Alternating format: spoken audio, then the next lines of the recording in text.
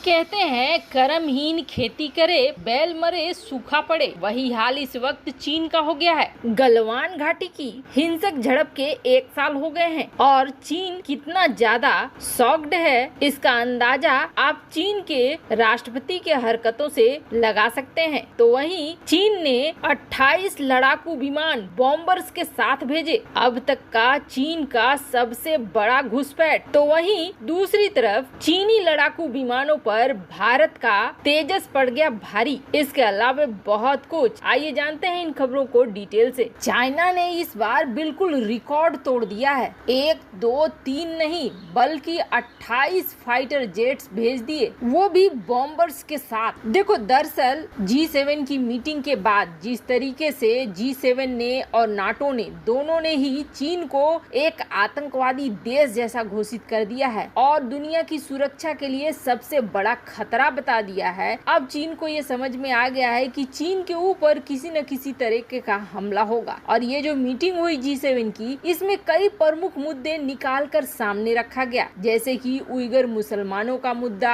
Hong Kong का मुद्दा, Taiwan का मुद्दा। तो हांगकांग को तो कब्जा चुका है चीन, इसलिए हांगकांग मसले में उसे ज्यादा चिंता नहीं हो रही है। और उइगर मुसलमानों की बात करें तो वो मामला कुछ खास उठा भी नहीं पाएंगे ये देश, क्योंकि ज्यादातर मुस्लिम देश ऐसे हैं जो कि अपने अपने देशों से उइगर मुसलमान अगर हैं तो उसे डिपोर्ट कर रहे हैं चीन को, चीन से पंगे नहीं ले रहे हैं। तो मामला एक बच गया ताइवान का। ताइवान को लेकर चीन पहले भी बहुत रौद्र रूप दिखा चुका है, लेकिन इस बार चीन ने बिल्कुल सीमा पार कर दी और रिकॉर्ड तोड़ दिया और रिकॉर्ड तोड़ते हुए 28 फाइटर जेट को ताइवान के अंदर घुसा दिया। अब तक के चीनी घुसपैठ के सबसे ज्यादा बड़ी संख्या इस बार में रही और 28 फाइटर जेट में 14 J-16 थे, 6 J-11 थे और बॉम्बर्स भी थे। चीनी विदेश मंत्री के प्रवक्ता झाओ लिजियान ने ये कहा कि G7 अब हमारे आंतरिक मामले में दखल दे रहा है और हम ऐसा बिल्कुल भी बर्दाश्त नहीं करेंगे। देखो एक तरह से ताइवान में 28 लड़ाकू विमानों की घुसपैठ कराने का चीन का मकसद सीधे सीधे अमेरिका को चैलेंज देना है, लेकिन यहाँ थोड़ा सा चीनी डर भी निकल कर सामने आ रहा है। ठीक है 28 लड़ाकू विमानों को घुसा दिया, अगर तुम इतने ही ताकतवर हो तो सीधे हमला क्यों नहीं कर देते हो, सीधे युद्ध के लिए क्यों नहीं बुला लेते हो और क्यों नहीं घेर लेते हो ताइवान को, हर बार घुस घुस कर क्यों निकल जा रहे हो। तो कहीं न कहीं चीन को भी डर लग रहा है कि ऐसे हालात में जहाँ चीन के अंदर आंतरिक रूप से स्थिति बहुत खराब है, जहाँ महामारी ने धीरे धीरे जकड़ना शुरू कर दिया है, तो चीन के कई जगहों पर विस्फोट हो रहे हैं, तो अब तो एक रेडियो एक्टिव तबाही भी साथ आ गई है। इन सब के बीच में ताइवान और अगर चीन का युद्ध होता है तो इसमें अमेरिका की सीधी सीधी एंट्री होगी। हालांकि आपको बता दें चीनी प्रवक्ता अब सीधे ताइवान को दोष भी दे रहे हैं और वो कह रहे हैं ताइवान की वजह से ऐसा हो रहा है। ताइवान की सरकार बाहरी दुनिया को अपने देश में बुला रही है चीन के खिलाफ, उनका गुस्सा ताइवान के प्रति फूट रहा है, लेकिन फिर भी वो पूर्ण युद्ध का आगाज अभी नहीं कर रहे हैं। ऐसा इसलिए क्योंकि चीन के हालात सचमुच इस वक्त काफी बुरे हैं और इसका अंदाजा आप ऐसे लगा लीजिए कि चीन के जो ये पोर्ट हैं इनसे पूरी दुनिया भर को सप्लाई जाता था, लेकिन अब ये कहा जा रहा है कि दुनिया को सप्लाई मिलने में देर होगी। ऐसा भी हो सकता है कि बहुत सारे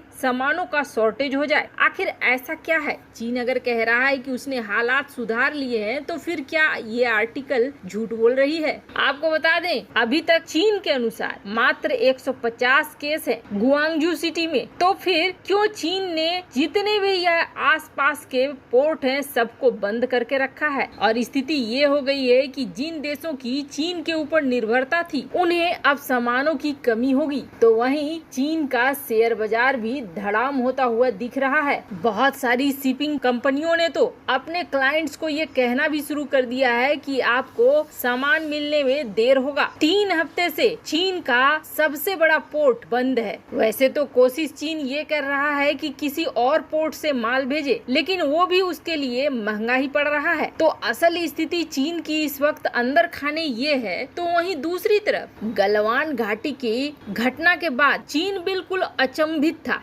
चीन ने जो सोचा नहीं था वो हो गया था, क्योंकि चीन ने भारत का पहली बार इस तरीके का रूप देखा था कि वह रणनीतिक चोटियों पर कब्जा कर लेता है और उसी संख्या में, उसी मात्रा में सैनिकों की तैनाती भी कर देता है, आई टू आई कांटेक्ट बना लेता है। चीन को ये चीजें समझ में नहीं आई और अब उस पे तड़का लग गया है कि चीन के हथियारों के बाजार को भी भारत ने छीन लिया है मात्र ये 1 साल के अंदर। चीन के सामने अब तक उसके क्लाइंट जल्दी शर्तें नहीं रखते हैं, लेकिन अब चीन के सामने एक ऐसी शर्त आ गई है जिसमें ये कहा गया है कि अगर तुमने हमारी बात नहीं मानी तो तुम्हें बड़ी मुश्किल होगी। देखो, कुछ महीने पहले एक पूरी टीम चीन की पहुंची थी अर्जेंटीना, और अर्जेंटीना पहुंचने के बाद उन्होंने अपने हथियारों को बेचने की बहुत कोशिश की, जिसके बाद अर्जेंटीना के साथ एक डील भी फाइनल हो गया। उन्होंने किसी तरीके से समझा दिया अपने JF-17 थंडर जेट्स के लिए, और अर्जेंटीना 12 JF-17 थंडर जेट्स खरीदने को तैयार भी हो गया।